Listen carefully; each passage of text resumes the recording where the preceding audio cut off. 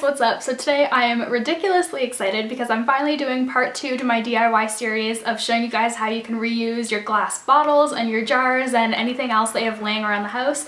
So I did part 1 a couple of months back. If you guys haven't seen that, I'll list it down below, and it has been super requested that I do a part 2, so I'm finally doing that today. Make sure to watch part 1 so you guys can see some tips and tricks that I shared in that video of how you can clean your jars and remove the wax out of candles and stuff. And these DIYs are pretty inexpensive, which is what I personally love about these kinds of DIYs. So I hope you guys enjoy this video. If you have any questions at all, just let me know in the comments down below. I'll have a list of where I got everything in the description box, so make sure to check that out. Make sure to give this video a thumbs up if you guys want to see part 3, and let's get started.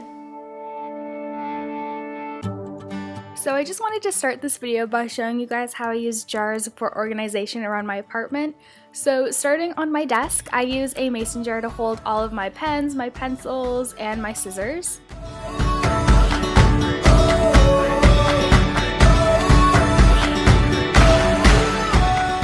Moving on to my kitchen, this DIY was featured in a different video, but basically I took a whole bunch of different kinds of jars and I used them to keep some random foods and baking ingredients and things like that. So I have my flax seeds, my chocolate chips, almonds, cinnamon, just a whole bunch of different stuff. If it takes forever. Also in my kitchen, I use a taller jar to store all of my straws. And moving on to my bathroom, this little mason jar right here was actually a Bath & Body Works mason jar candle. So I just keep some of my Epsom salts in there, and then behind it I have 2 jars from the dollar store, and I just keep my cotton rounds and my cotton swabs in there. And my boyfriend Taylor actually stole one of my mason jars and is using it to store his like little hygiene things and his toothbrush and stuff like that. So finally onto the DIYs. So I have this vase that sits at my entryway and it looked a little bit boring, so I wanted to do something to spice it up a little bit. So what I did was I bought these sequins from the dollar store. They were really inexpensive and I was kind of surprised to see sequins there. But basically all I did was I filled the vase with a little bit of water. And then I just took all the sequins and just dumped them in to the vase. So pretty much what they'll do is they'll sit at the top. So what I just did was use my finger to just kind of make them go to the bottom a little bit. And this looked really pretty as they fell to the bottom. But I did keep some of them at the top just to give them a little bit of a different look. And I just kept them in different places. And then I just put my flowers back in, and that was it for the first DIY. It was super easy.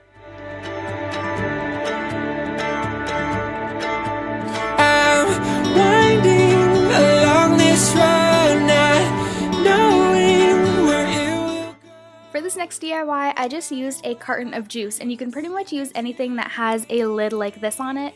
So pretty much all you have to do is just start by opening the carton up, and then with a pair of scissors just cut out a little bit of a square of the carton with the lid on it. No matter what life brings, if it's you and me, we're ready for it. And now taking your mason jar, you're just going to unscrew the lid, and the little circular piece right there that the jar comes with, you're just going to use that to measure out how much you need out of the juice carton. So what I did was I put the little lid piece right on top of the lid from the juice carton, and I just traced that out, and then I cut it out, and that's what you're going to use in replace of the lid piece. Come on, I don't care, I go with you anywhere. Come on, we can be anything. Come on, anything. So I decided to put my maple syrup in this jar because it came in a can, so I had no way of easily dispensing it whenever I wanted to use it. Come on, we can be anything. This is definitely one of my favorite DIYs in this video. This just makes my life a whole lot easier, and I was just really excited whenever I made this. Look how easily my maple syrup dispenses onto my Eggos. I just think it's super cool. This is another super easy DIY, so basically what you need is a jar, a whole bunch of feathers, and some lights. So all I did was I started by opening up the jar and placing the lights inside. I just used some string lights that I had from my mini Christmas tree, but you can also use those little light up tea lights if you have those as well.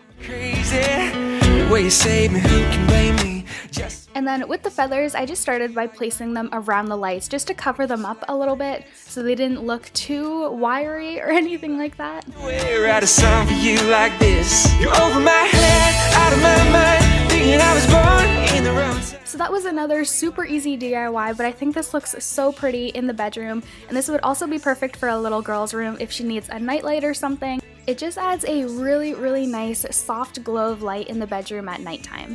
Baby, you're so classic. 4 dozen roses, anything for you to notice. This DIY is another one of my favorites. So what I used was the E6000 glue, and I just painted that onto a empty Bath & Body Works candle. So you can also use a hot glue gun if you wanted.